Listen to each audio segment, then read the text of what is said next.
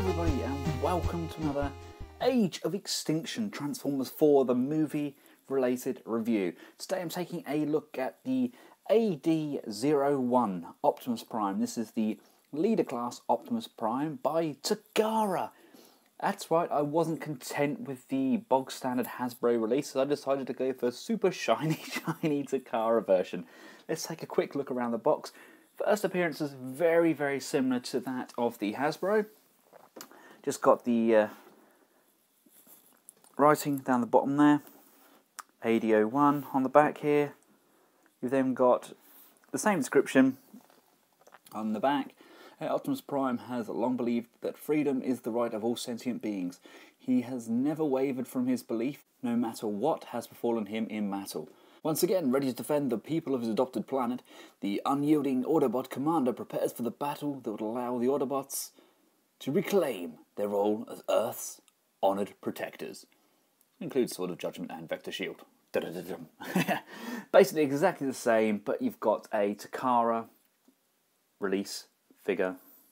So the boxes are pretty much identical there. You just got that Takara figure slapped in there with some Takara writing on there and some links. Sold separately is the Grimlock. I haven't seen the Takara release of Grimlock. They didn't have it at Comic Toys at Bots, so I wasn't able to buy one, so I bought the Hasbro version instead. Looking at the top here, this changes in 20 steps, so let's hope they're fairly enjoyable. Again on the side here, Transformers Generation Leader, M4, this is 001. Without further ado, let's get him out of the box. And here he is out of his box. I am actually extremely impressed. Instantly notice a few differences with this and the Hasbro version. Obviously the paint application. The chest area here looks, in my opinion, a lot more movie accurate. And the use of silver seems to work a lot better on this than the use of chrome. That may just be, that's my opinion, but I think it does work. Although it does feel like there's a little bit of lackluster kind of effort put into the weaponry. You've still got this kind of pea-coloured sword, and the shield's very, very bland. They're kind of just average when you've got a really nice-looking figure holding them. Now this is the movie advanced version, so he does have a slightly more complex transformation than the deluxe Voyagers, etc. But to look at, he's just a nice figure. I mean, I popped a few pictures up on Facebook last night, and I can't think who made the comment, but it's all about polishing turds, and yeah, I think Takara have actually managed to do it. I wasn't a fan of the Hasbro version of this. It looked very, it sounds silly to say it looked very toy-like, but it is a toy, isn't it? But it looked very simple, and I think this is kind of way more on par with the Revenge of the Fallen kind of Prime.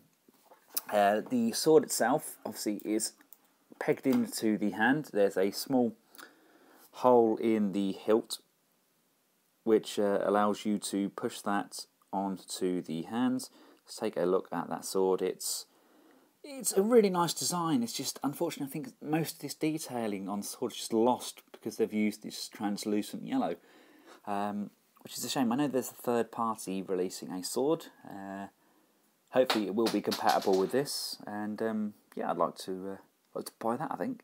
I like this nice storage area that you can pop the sword. I know it's designed to be held in vehicle mode, but it's nice to have it just out of the way. Although it's does kind of just dangle there in bot mode. It's just pop the shield off. It's just a peg that goes into the arm. I mean, I've been playing around with this guy all evening. I haven't noticed any obvious paint wear. Things seem to work pretty well. He's quite bulky, articulation's not too bad actually. He actually has a ball jointed head, so he's got a full range of movement left and right. I love what they've done with Transformers this time round, that the heads all look like kind of knight helmets. I mean, you've got this kind of feathered section down the front there, and then you've got kind of a section that goes down the back there, and it really does look like a knight's helmet. It's the same with the Dinobots as well, and I really like that kind of aesthetic. The shoulder pads move out of the way, so they're not going to hinder your shoulders at all. You've got really nice ratchet joints on those, forward and back. You've got a upper bicep swivel. You've got nice ratchet joint on the elbow. Doesn't come up too far though. No swivel on the wrist, but you do have a movement on the thumb to allow easy access to the hand. Although you have got kind of a strange thumb there with kind of, but it works-ish. The side skirts around the waist there and the legs obviously do come up, so you've got no hindrance on the legs. Got really nice bend at the knee there, even slightly more than 90 degrees. And then you've got some pivot on the foot, which is always great because you can have them in some really great poses. I think the biggest reason I chose this guy over the first edition, because I actually like the look of the first edition Prime. He was a little bit bigger as well.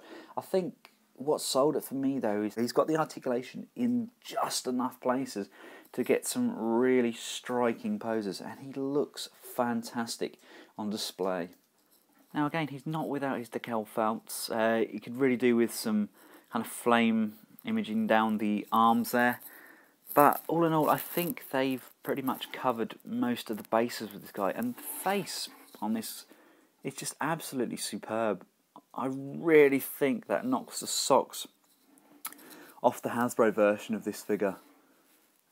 It's just stunning. Absolutely stunning. Now, Takara have informed us on the instruction sheet that this should be able to transform within 19 steps. So let's give that a go, shall we? The instructions are pretty straightforward on this guy. I did have a little bit of trouble when I done the drift review because they weren't really that obvious.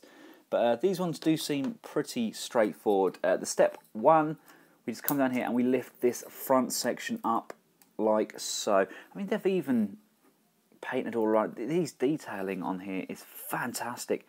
I'd love to see somebody like Anthony or somebody get hold of this and do like a black wash and really bring out some of that detail. It would look fantastic. Number 2, we're going to bring up his groin plate like so, exposing his detailing. Number 3, Prime does the laying down position, and you pull down these wing sections at the side. They're going to form part of the cab.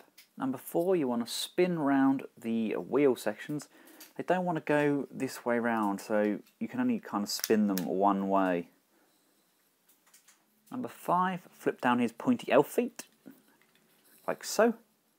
Number 6, you want to rotate his waist section round, all the way round, like so. Now, number 7, making sure this section here is lined up. You can spin the top section inwards and all the way round, and you can see this is going to form the front of the truck cab. Step 8 is to swing the front grille section down, and step 9 is to bring that down on both sides. Step 10 is to push these two sections together. There's tabs on the inside and there's also tabs on the grille, so we're going to push those together, push everything in, and that should all click in, and do the same with the grille.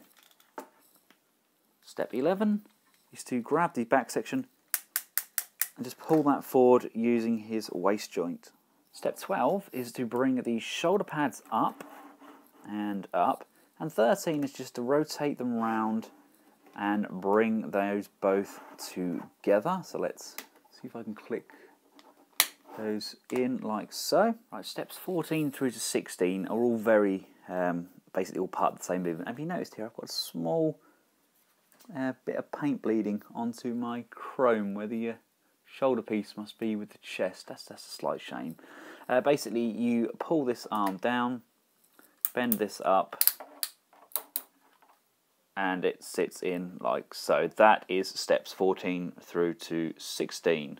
Let's make sure everything's kind of tucked in like so, and same on this side.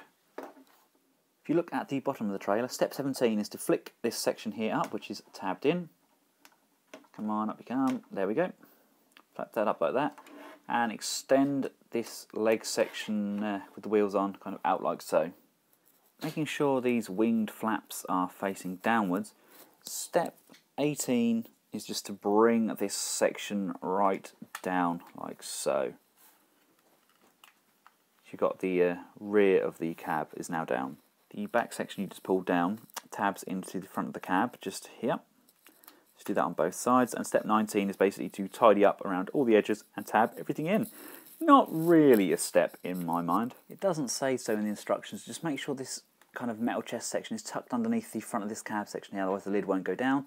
And also you need to push down on Optimus's head. You just push it down and it clicks into place. You can then rock back this back section and you can plug that all in. After everything's locked into place, you can pull this section back down underneath and we can put the sword under there for some storage.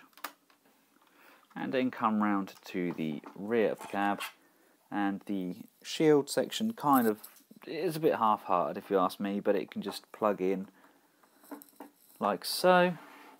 And there we have one beautiful truck cab. I absolutely love that. That is fantastic. It does kind of roll. These don't move overly well. It's kind of like the axles they're on, they're just on a single pin. So they don't spin brilliantly. Loving the detail in vehicle mode though. Just look at those wheels. You've got an Autobot logo on there.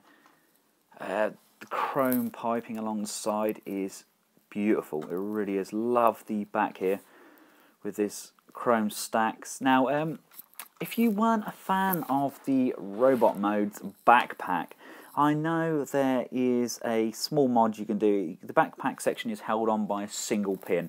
I'm not going to remove it on my version because I'm actually quite happy with the backpack. I don't think it really affects the overall aesthetic of the figure. But if you wish to change that, there's just one single pin which can be removed. I'll include the link to the forum just below here. It's a very easy step and you can have a backpack as a separate section. But I'm not bothered by it. I think it looks pretty good as it is, and I'm kind of more than happy with the overall appearance. Let's just see how Optimus's kind of truck cab compares to the other leaders we've had in the past. Right, here he is with the KO Buster Prime. Now yes, leader class, he is slightly smaller, but in no way does that mean he is inferior in my book. I actually really prefer him to the Revenge of the Fallen stroke mode. And let's just bring in Drift as well, because he's one of my vehicle formers. The Deluxes are actually really in scale in my opinion. He does look kind of perfect compared to the big rig. And yeah, if you haven't seen my Drift review, please check it out. That's also below. I forgot all about his daggers. I found him in the box. He comes with daggers as well. There you go, look, that's a dagger, plastic. Woo! Anyhow, back to Prime. Prime is fantastic. I absolutely love him. The Takara version, in my opinion, is much superior, just with the paint application, the chrome usage. He just looks so good. Vehicle mode is really easy. It's a fun transformation, which I think is what it's all about. As much as I love the Revenge of the Fallen molds, they were just far too complex. My son's nearly 6, and there's not a chance in heck of him being able to transform that by himself. Sammy's been with me whilst I've been doing this review, and he could quite easily follow these steps and transform these, which is fantastic. These will make fantastic presents for children for Christmas, and I just think Takara and Hasbro have done it right this time. Yes, I'm an adult fan. Yes, it's a little bit simplistic for me, but they're aiming at the huge market that is children, and they have ticked this down to a T. Well done Hasbro, well done Takara. Go out and buy this mould, people. It is a great, fun mould. And from myself and Takara, leader Optimus Prime, thanks for watching guys. Until next time, goodbye.